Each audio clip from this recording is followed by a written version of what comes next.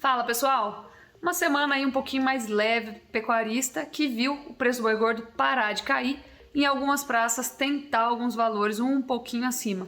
Nada demasiado, nada acima de uma normalidade muito explosivo, mas sim uma fixação aí de um suporte para as cotações atuais. Isso pode ter sido promovido principalmente pela queda da duração das escalas de abate nas últimas semanas, tá? Desde o comecinho do ano que elas vêm caindo um pouquinho. Mas não sei se vocês lembram, a gente já abordou nesse espaço. Não é só importante que as escalas de abate elas caiam, né? Mas é que elas estejam também em patamares historicamente curtos, tá? Então, por exemplo, uma escala de 15 dias, uma escala de 10 dias, são duas escalas longas, né? São dois padrões longos de escala de abate. O que é uma escala que começa a incomodar os frigoríficos, né? Abaixo de 7 dias. As escalas de abate no Brasil, elas não estão nesse patamar, elas estão girando em torno de 8, 9 dias, mas a gente já sente que deu uma boa cedida e que isso ajudou a manter sustentados os preços, né, nos valores atuais e até um pouquinho acima, tá bom? O escoamento de carne, ele acaba melhorando no começo do mês, como esperado. A gente está aguardando aí o movimento de volta às aulas, houve uma antecipação de originação de carne no mercado por conta disso, e isso também trouxe efeitos para o atacado que levaram os preços a subir um pouquinho.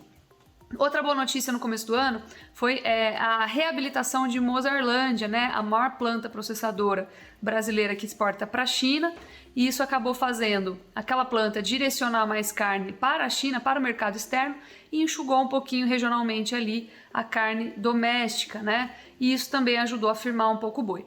Outra notícia positiva que nós recebemos foi a aprovação de novas plantas para a habilitação de novas plantas para a Indonésia. Acontece que o mercado se empolgou demais com essa notícia, né? E a Indonésia ela representou no ano passado apenas 1% de tudo que a gente exportou. Então, mesmo que a gente dobrasse o volume, ainda seria pouco. É uma construção de longo prazo que a gente precisa trabalhar e pleitear com muito cuidado.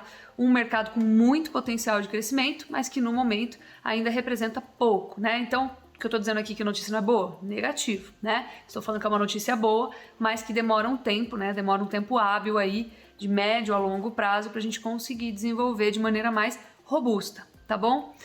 Então, essas são as notícias do começo do ano. A gente vem observando aí o boi traçar um patamar. Temos que lembrar duas coisas. Em primeiro lugar, o boi de coxo ele foi embora, né? Tá chovendo muito. É difícil agora manter esse animal, fora que o coxo ele não está compensando. A gente está tendo um resultado muito ruim ou pífio na operação de gado confinado, tá certo? Tá difícil pagar a conta agora. E o que resta é que começa a aparecer boi de pasto, mas ainda não de maneira tão satisfatória.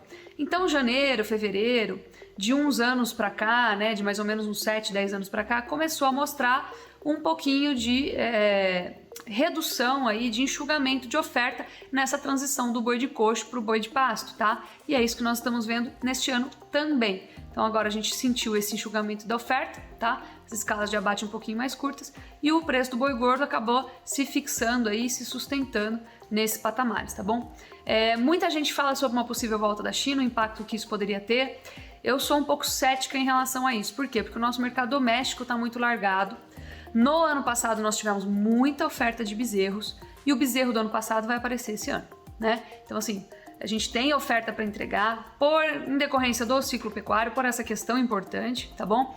E isso significa que mesmo China comprando muito, nosso mercado doméstico ainda está complicado, tá? E a gente tem como principal base o nosso mercado doméstico. Nossa, Lígia, mas China é tão importante? Sim, China é muito importante. China chegou a levar quase 20% em alguns meses no ano passado de tudo que a gente produziu.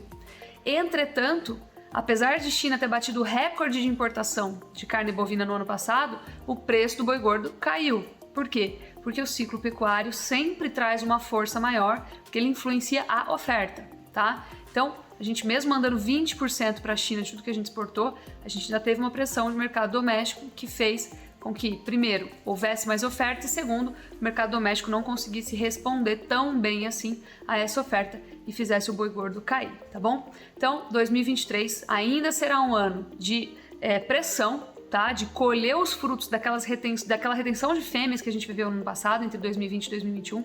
Foi uma retenção muito forte, tá? Agora nós vamos viver o efeito disso, que é o quê? Maior produção de bezerros, maior oferta de boi gordo, tá? No ano passado nós já visualizamos essa maior oferta de bezerros, inclusive no preço do animal, certo? E esse animal tem que aparecer agora em 2023 para ser abatido em algum momento, então por isso que a gente está um pouquinho cético aí em relação a movimentações de alta para o preço do boi gordo. Entretanto, eu sempre destaco, fica aí a oportunidade de comprar matrizes, vacas prenhes, né? Vacas com bezerro no pé e bezerro, essas categorias, dentro de uma relação de troca muito vantajosa que a gente não via desde o final da fase de baixa do ciclo anterior. Então fica uma oportunidade aí para quem tiver espaço na fazenda, quem tiver condições, comprar esses animais que têm um ciclo mais longo de terminação para que eles sejam muito possivelmente entregues na próxima fase de alta do ciclo pecuário, tá bom? Que deve ocorrer aí, nós estamos visualizando a virada entre 2024, 2025, talvez 2026, vai depender, né? Essa virada exata aí vai depender do ritmo do abate de fêmeas nos próximos meses, mas a gente está projetando aí mais ou menos para 2025. Vamos revisar ainda esse ano, né? Esse prazo, mas por enquanto estamos projetando por aí, tá bom? Por enquanto é isso aí. Obrigadão, até a próxima.